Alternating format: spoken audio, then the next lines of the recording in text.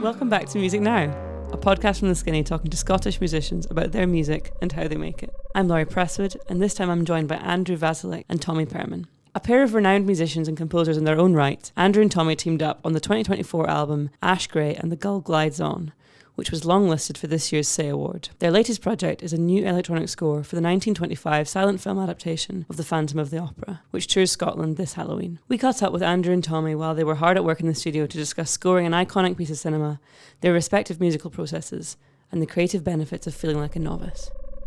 Thanks so much to the two of you for taking time to talk to me. I know you're both very busy. I'm actually almost surprised we were able to find time. Andrew, you're just back from tour? Yeah, I got back Sunday evening, late. It was, an interesting one. And Tommy, I had it in my head that you were touring, but actually I might have been wrong about that. I have just been at home, thanks.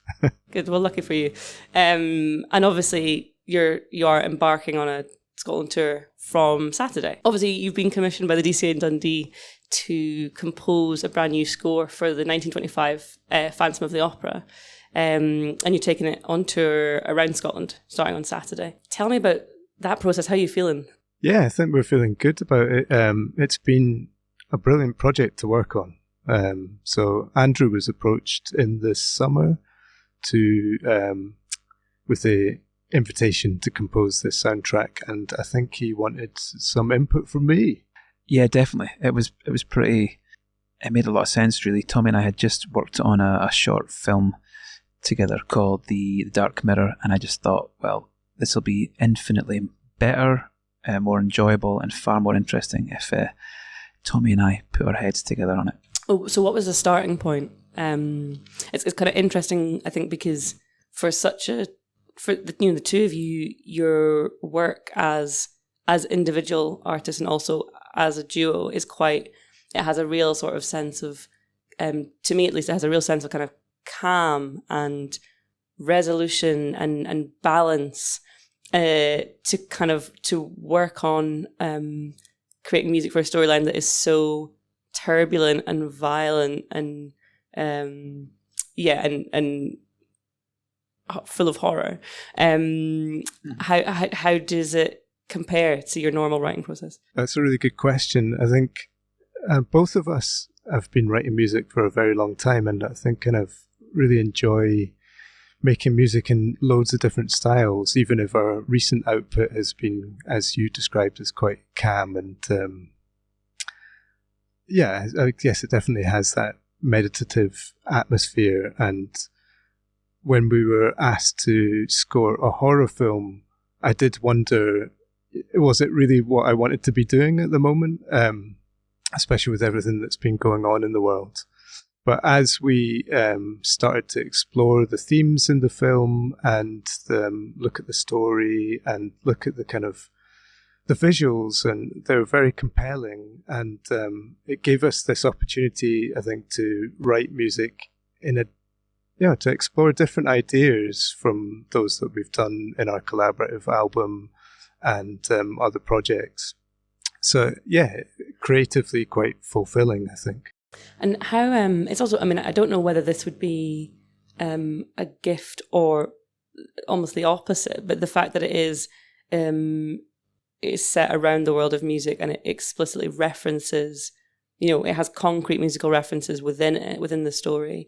I don't know, is that helpful or enjoyable, or is it kind of constrictive? I mean, I felt a little intimidated by the kind of the prospect and the kind of the orchestral soundtrack that was originally on it, because it's fairly relentless and quite, I guess, complex. So there was, I think, quite a few different ways of approaching that, and one of them wasn't trying to emulate it in a sort of orchestral sense. So I guess that door closed and numerous others opened. So it was fairly liberating, and also, I guess, because Tommy and I had not long put an album out at the end of last year, so we had those kind of resources and tools and that kind of palette to dip into. But I guess we were sort of like reaching for kind of grey areas that we hadn't really explored together yet. So hopefully we've kind of entered those zones together. Would you say then that it's not a particularly it's not too literal an interpretation of the film? I mean, I don't know what you think, Tommy, but we couldn't really, or rather, I don't think either of us really wanted to not reference some of the stuff literally, in as much that there's some things that I think we just wanted to embrace and kind of reference the sort of these visceral jolts. And after all, it is a horror, but couldn't really, I think it would be a wee bit selfish for us just to be like, right, here's a kind of minimal drone score and you guys figure out the rest as an audience. We wanted to kind of like, embrace it together, the kind of, the sort of energy and the terror and some of the downright awfulness of Eric and the kind of, the cast and the staff of the Opera House. My knowledge of silent films is not an area that I know much about, but I don't know how much the two of you would kind of have tapped into, because obviously the tradition of scoring silent films that you're kind of engaging in, particularly I suppose playing at the Hippodrome. Is that something that would have influenced you, or that you were conscious of? Yeah, we were conscious of it, and Andrew has played a lot of acoustic piano for the soundtrack, but our approach to kind of presenting it live has been more to do with new technology than so we're not using acoustic instruments really at the live performances. We've got some acoustic percussion, but we are triggering samples and electronic bits and pieces. We wanted to have freedom within the composing to use a broad sound palette, whereas traditionally silent films would have been accompanied either by like an organ or a piano, very occasionally like a string ensemble. But we wanted to be able to use some of our kind of favorite synthesized sounds and electronic sounds and manipulated sounds. So we're bringing all of that into it. I'm very excited to hear it. So what was the process like on a sort of granular level? What was your starting point, beyond the film itself? When you sat down in the studio, what was the starting point? The starting point very much was the film. So like really, I hadn't seen the film. I don't think Andrew had seen the film. Not in its entirety, no. So it was really getting to know the film, watching it very deeply, kind of analysing what happens in every scene, getting to grips with some of the kind of less okay aspects of, the portrayal of disability, I think, is an issue. So it's kind of looking at it with a contemporary lens a little bit, or a contemporary perspective. But also like really looking at the storytelling within the film. And I think both of us were quite surprised at how much we got into the story and how much we got into the craft of the filmmaking. It was made in 1925 when Hollywood had been operational for about 14 years or something like that by that point. So it's still a very new medium. And a lot of things that are present in the film, you still see now. Like a lot of the storytelling techniques and particularly the editing, like towards the climax of the Phantom of the Opera 1925 film, there's this amazing energetic sequence of editing, like fast cuts, that really isn't out of place in contemporary film and TV. And that amazed me, just seeing how on it they already were, and how, because that was a brand new thing, like editing and telling a story through multiple viewpoints kind of concurrently. I got really into that. So we wanted very much to kind of honour those things within the score and enhance them. And so after watching the film closely and both of us taking notes, and kind of we started to sketch ideas really quite broadly, just putting in suggestions of what a mood might be across the film, because it's 90 minutes of music and we had to compose it in a pretty short space of time. So we had to be pretty clever about how we used that time. And we did a lot of very quick sketching, and then gradually kind of pieced together what our sound palette was going to be for the whole film, what the instruments would be. To a certain extent, we were kind of developing themes for characters and themes for moods that we revisit throughout the whole film. So that was our starting point. I don't know if you want to add anything to that, Andrew. I agree with all that. I mean, I think as well, personally, I hadn't really given the film its kind of, its credit, in that I just thought, I've seen a lot of kind of silent films, or at least, quite a few anyway, and I guess there is a misconception that they're all quite sort of ham-fisted and, a little bit, I guess, slapdash in the kind of inevitable process and the way they're pieced together. But yeah, like Tommy was saying, once we really gave in to the film, it is incredibly, deep and beautiful and troubling. And yeah, a lot of stuff is, not okay, as Tommy put it. How much did it change then from the kind of beginning sketches, the initial sketches that you'd drawn, over the development process? I think, quite a lot, really. We were kind of, because the film is so long and we didn't have a huge amount of time, we had to work fairly fast, like Tommy was saying, and we were kind of making sketches on our phone to begin with. Actually, I was kind of occasionally improvising on piano, just watching the film, and then we would take those recordings and then and kind of develop them, add other kind of textural stuff to them, some percussion in some instances. So yes, some of them evolved a lot. I would say thematically, maybe less so. Would you say, Tommy? Yeah, I think so. We maybe quite quickly got a feel for the atmosphere we were hoping to create, and then it was more a case of finding the right sounds to achieve that. And there are some really high energy points in the film, and really kind of chaotic and important narrative moments that needed to be highlighted. So we focused on those first. The points where there's so much going on and this kind of the story is really being pushed forward, which mostly happens in the second half of the film.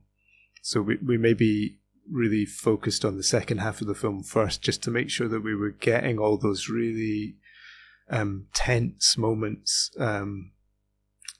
appropriately kind of scored before we went back to the slightly more gentle but definitely quite creepy moments at the beginning of the film, which were a little bit easier to tackle once we'd figured out the kind of sound palette that we were using in the second half of the film. It's so exciting. Yeah, I'm very excited to see it. Kind of moving on slightly, how has this process kind of compared to your previous collaborative writing experience with one another, I should say? I think previously we had the luxury of time, and it being our first collaboration together on an album, so we didn't really have an agenda as such. Obviously, we had fairly well-established boundaries with the Phantom of the Opera. I guess strict parameters to an extent, but also I guess Dundee contemporary arts were very understanding and very encouraging with Tommy and I just to do our thing and explore whichever way we saw fit. So that was exciting, and that was like, you know, quite liberating in itself. But I would say, yeah, the album we made together was much more kind of getting to know one another, you know, in the studio, I suppose, whereas we were a bit more, I guess we were a little clock watching, but also, yeah, we had that album to lean on, so we had a kind of language between us to you know, expose and exploit is the word I was looking for. I saw you in your track notes referred to, I don't know if this was on every track, but I saw you refer to the process of writing some of the album as being a little bit like musical consequences, which I thought was very interesting. Was that kind of, and I suppose when you say you were getting to know one another in the studio, I suppose that's probably what you meant by that. Yeah, perhaps. Andrew and I have known each other for quite a long time now, and kind of when we first started making anything together, it was when Andrew invited me to make a video for one of his songs, and so we knew each other for collaborating and giving and accepting criticism creatively. So we had that. We kind of established that rapport, and then I don't know, we had these vague ideas for quite a long time that we wanted to try and make some music together, but it was always so difficult to get our schedules to align, and it took a very long time before we were able to realize making some music together. And it was close to, we'd done a little bit of sketching of ideas together before the pandemic began, but I guess with a lot of people that opened up the opportunity of maybe having a bit more time because other commitments had been removed, or, you know, people couldn't travel around. So some of the kind of back and forth of sending ideas took place in 2020, and to me, that's where things began to resemble a little bit like consequences, because Andrew would maybe be writing something in his home studio and sending it to me, and I would put some kind of spin on it and send it back to him. And so there was that kind of creative back and forth there. But also we'd come up with lots of funny, playful ideas about how we might make music together, and I designed these instruction cards for Andrew and posted them to him. This was actually pre-pandemic. I think it was in 2019. Yeah, maybe. But I quite like the idea of sending stuff through the post, like creative prompts. I've done it before with other people, and I think there's something really nice about receiving something these days through the post that's a bit unusual. And I put a lot of effort into designing these cards for Andrew, like kind of packaged them and printed them in really kind of quite lavish ways. And so I wanted them to be quite an exciting treat to get in the post, and to really be some kind of prompt for Andrew to come up with some creative ideas. So he took those up, maybe suitable to pass over to Andrew to say what he did next. I just kind of, you know, took them quite literally, and did a lot of improvisation, and just, I guess, had fun with them as well, you know. And we kind of collated those ideas and gradually, you know, layered them up with various avenues of thought, and it was just it was very, I guess, because we had that history, it was quite a sort of organic, fairly painless process of exploration. When did you first actually get in the studio together, or what, you know, when did you start writing physically in one place? Well, that's a good question. I don't know. It could have been 2023 even, maybe. By the time, because both of us ended up post lockdowns being pretty busy with different projects, and so it still took a long time to finally get into the studio together.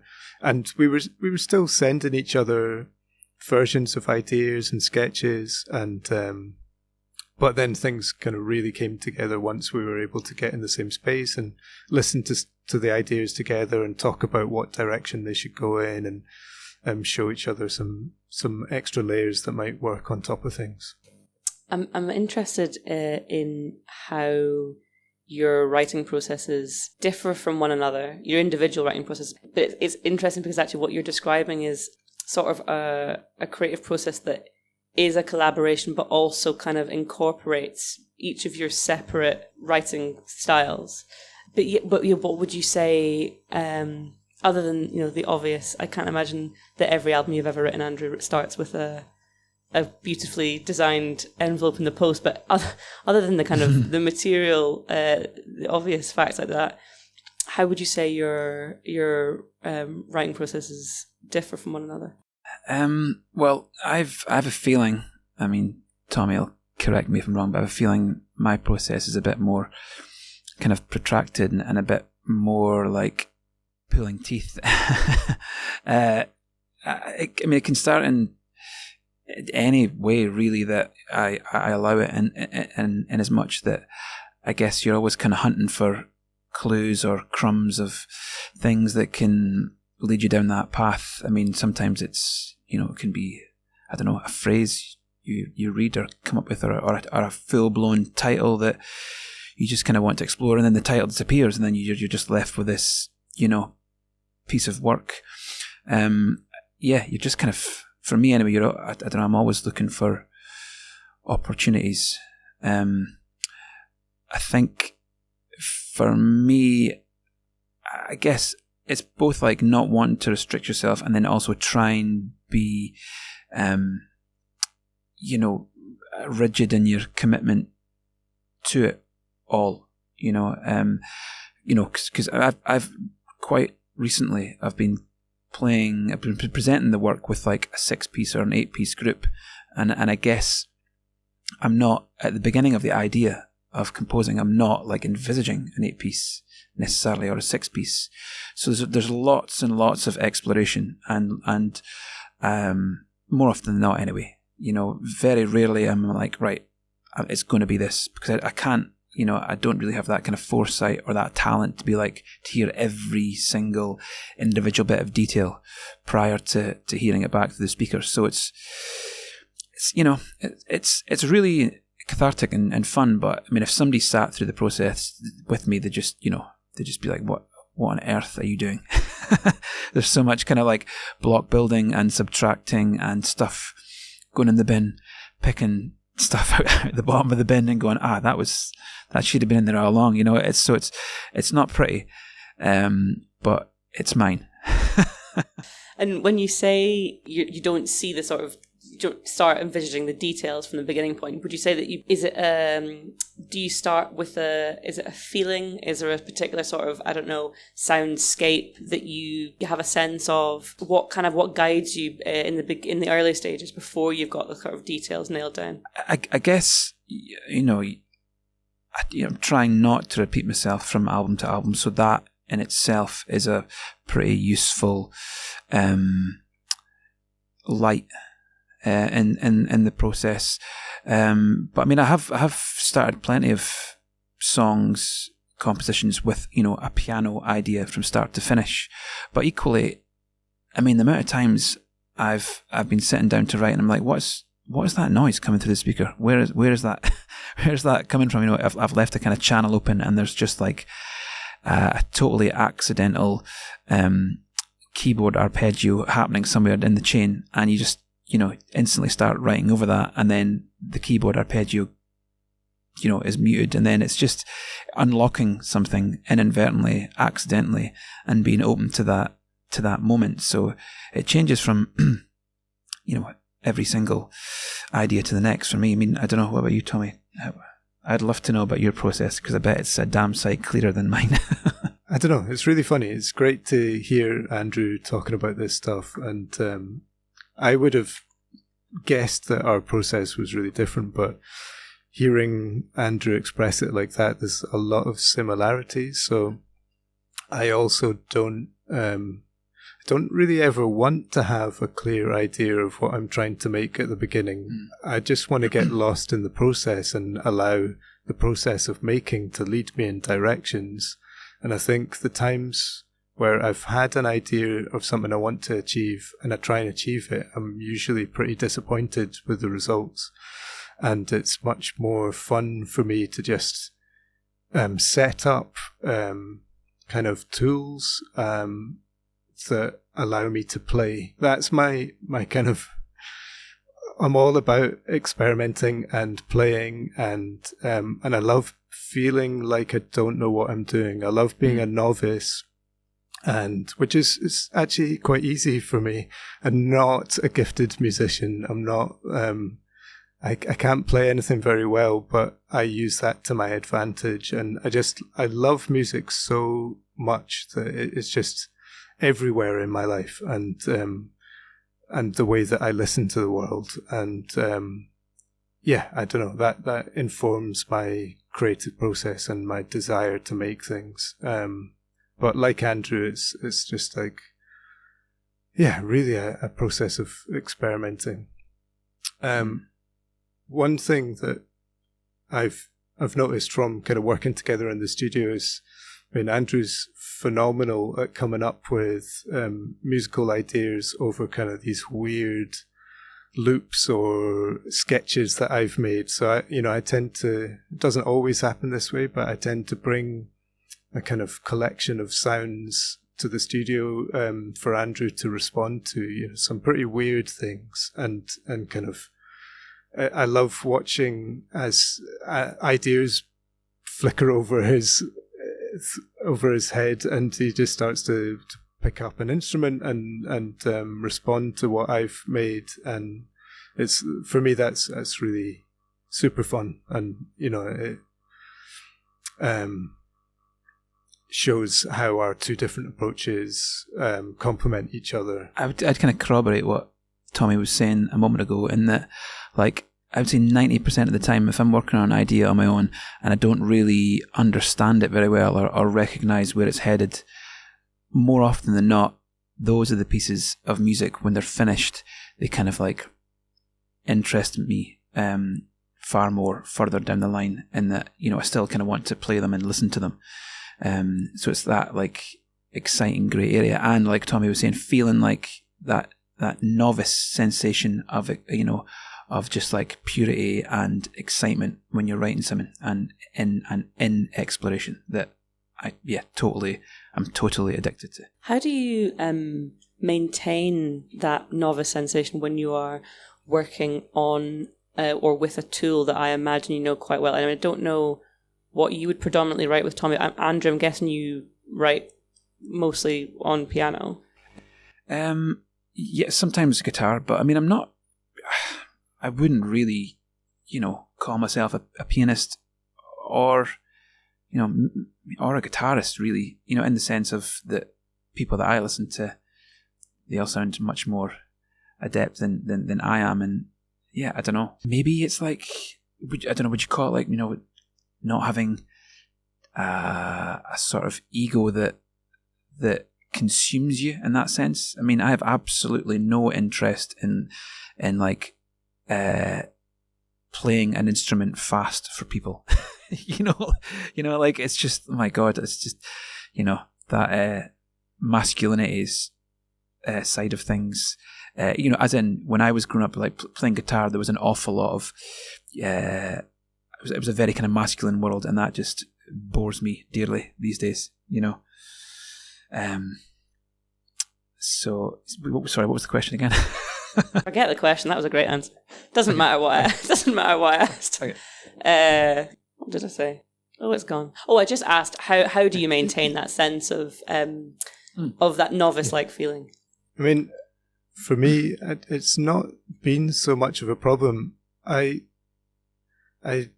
sort of relish trying to find new ways of working each time. That's my thing, and I kind of don't allow myself to use the same setup, and I don't feel like I'm super good at any one thing, and that, like, yeah, I don't know, I'll just put I don't often buy musical equipment or instruments. I try and use what's around me and set limits for myself. I find creative restrictions and briefs very inspiring. So even if somebody else hasn't set me a brief, I always set a brief for myself. I always come up with rules and limitations, and like, yeah, that's my thing. I'm totally into it.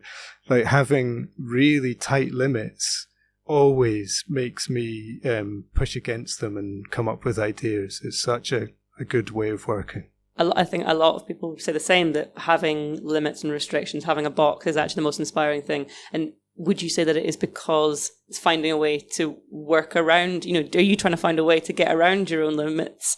Or are you working within them as creatively as you can? I usually stick within them, but I find it so creatively inspiring to look at every possible thing that you can do within those limits. Like, how can you push them as far as they possibly can go, and it might be something as limited as having a single instrument and just looking at using it in an unconventional way. So like with the cards that I sent to Andrew were a lot to do with his upright piano here in the studio, and looking for ways of making sounds with that piano that neither of us had done before. So it was a lot to do with like striking the piano percussively at like the wooden body of the piano, or like listening to the sounds that the foot pedals make, or doing different things to the actual strings rather than striking them with the hammers of the piano mechanism.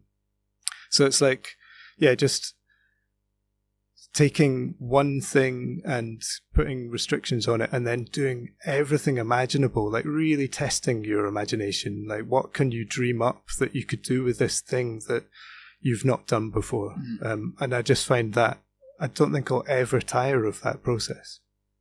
Yeah, I think it's like, the playful aspect as well, and I guess maybe that dials back into like the sort of naivety thing, and I suppose, yeah, like, I guess the ego as well. We're I guess Tommy's saying, we're looking at the overview of the piano rather than, like, I'm a pianist, I'm going to sit down and I'm going to play very, very articulately and very well and very fast, and you're going to listen and you're going to love it.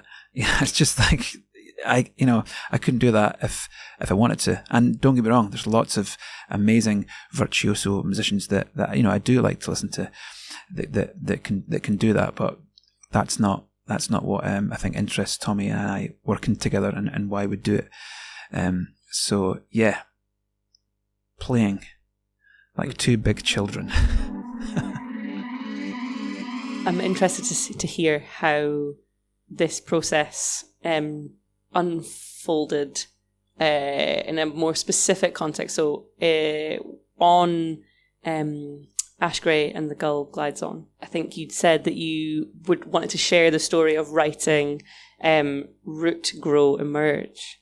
Tell me, what was the process of writing that like? So the kind of beginning of that piece started with the sounds that Andrew sent me from his upright piano, so inspired by the instructions that I'd sent to him. So they were kind of some improvised chords on the piano, and then other percussive knocks and bumps and kind of glissandos along the strings.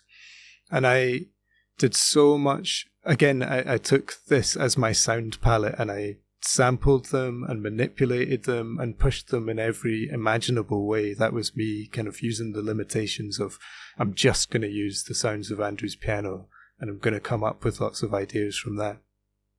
And one of the many different things that I did with that was just take a single beautiful chord that Andrew had played and then use it as a kind of reverb. So that chord became a sound that I could excite with other sounds. So I used all these little percussion sounds to kind of ring out this beautiful piano chord, and created this loop that I ended up listening to for absolutely ages, day after day, just like imagining what might come next. So it's a very meditative, kind of bell-like piano ambient loop. And it was one of the many sketches that I'd made and then shared with Andrew, and sort of said, I really feel there's something here. I'd love to see how you respond to it. And then, Andrew just took it in a completely different direction from how I imagined it might go in. I'll pass over to him. I felt all those things from Tommy's loop, but the really useful thing was it kind of had like a very subtle pulse, and that instantly kind of caught my ear, and I built this groove and bass part and this repetitive kind of piano motif around it, and then that sort of spilled over into having these kind of like dark, brooding saxophones on it, and then by that point it was in quite a sort of melancholic, noirish kind of place, and I think because of how we were feeling about the record, we wanted, like, I guess, a colour of optimism or hopefulness, and I think that was that when we decided to rope your kids in. So Andrew had come up with this phrase, I think, based on something he'd read. So the full phrase, I think, I'm probably going to get it wrong now: root, grow, emerge, shift, reinvent, rinse, repeat. Is that correct? That's right. And Andrew asked me so my kids were a little bit younger then. They're 12 and 10 now, but I guess, they might have been 3 years younger or so. Andrew was like, well, could you ask your kids if they would say those words and we'll use them in the track? And my kids were hilarious. They weren't super into the idea of we just want to go and play. Why are you making us say something into a microphone? They actually did it pretty well, but they were reluctant to begin with. I did pay them twice the pocket money that week.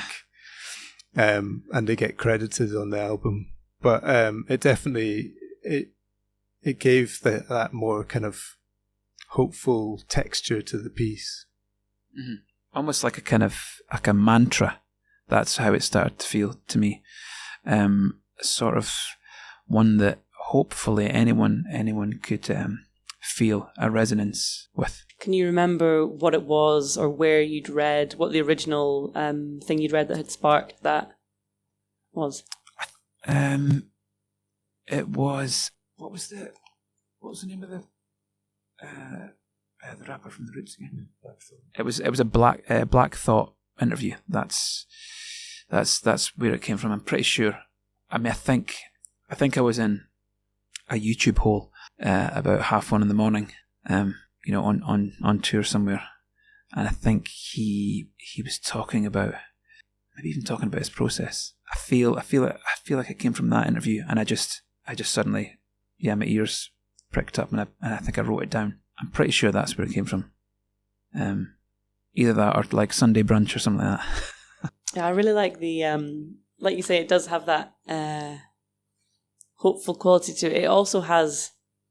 And I hope you wouldn't mind me saying this, Tommy, the use of chanting children's voices is always going to have a slightly, it has the potential of a sort of sinister edge.